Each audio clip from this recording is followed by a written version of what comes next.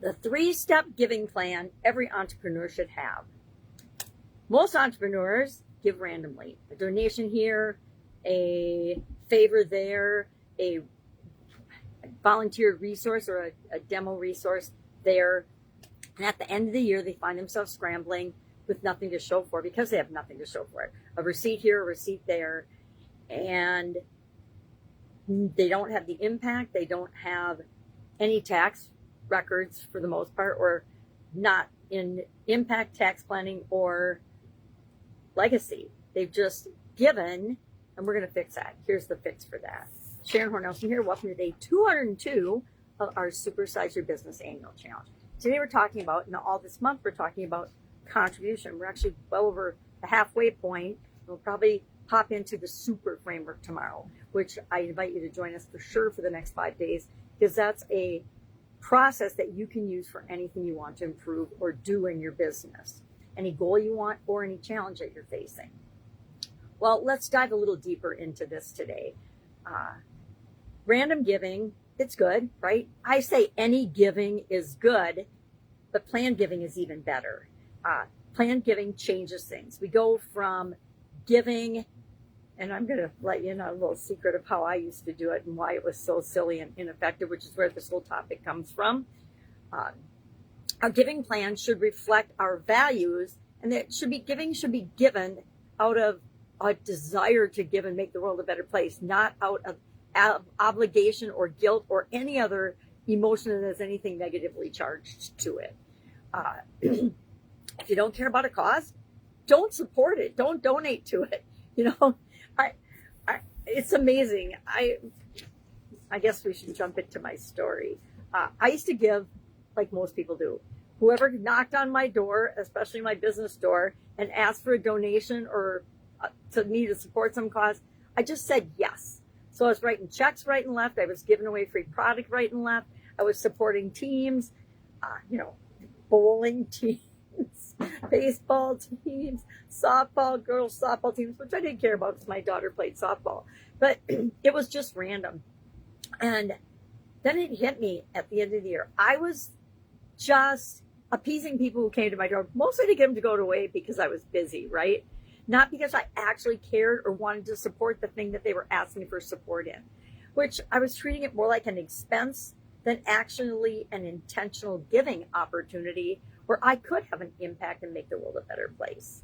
So I decided that I actually sat down and thought about it after I'd had 3 people come in one day to my business in my office. And I said, okay, I need to take control of this. I need to treat this more like a planned activity, and I want to have a plan for it than just randomly dealing with it whenever somebody showed up at the door. I need a sip of coffee. My throat's really weird today. So I had a 3-point plan. I was going to donate based on my time, me personally, and then I volunteered some of the people in my organization too, because that's what good company owners do, right? We volunteer the services and skills of our folks, as long as they support the organization that was asking to. My money, writing a check for things, or handing them some cash, and then my voice by supporting and talking about certain things that I care about in order to support those organizations. So it was a 3-part plan. And the lesson I learned was that the next year I actually gave less to charity. And what kind of triggered all this was it was the end of the year. It was tax time, right? Not the end of the year. It was tax time.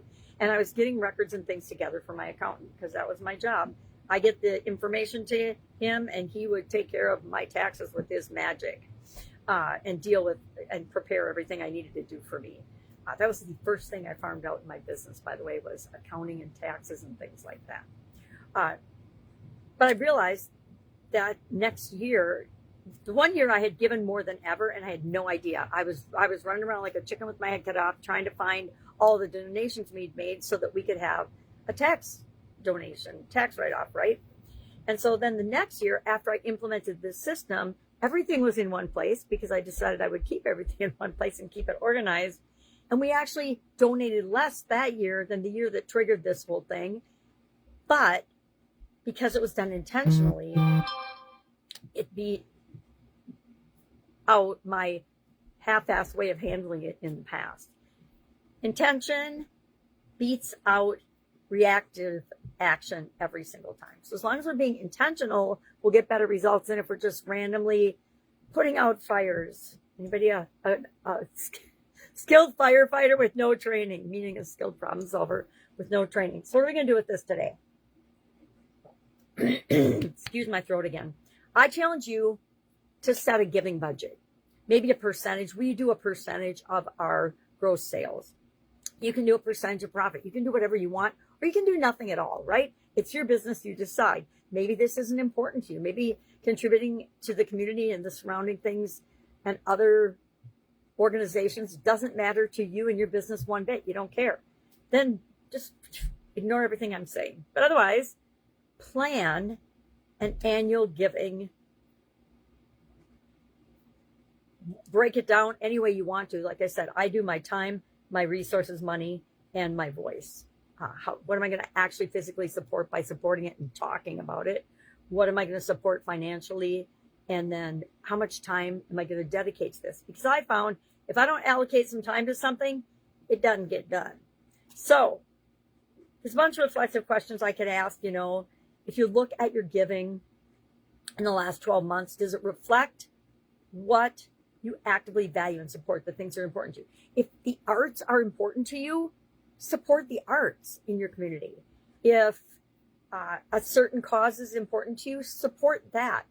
Put it towards something that makes everyone in your organization feel good about it and feel good about doing business. Business is supposed to feel good.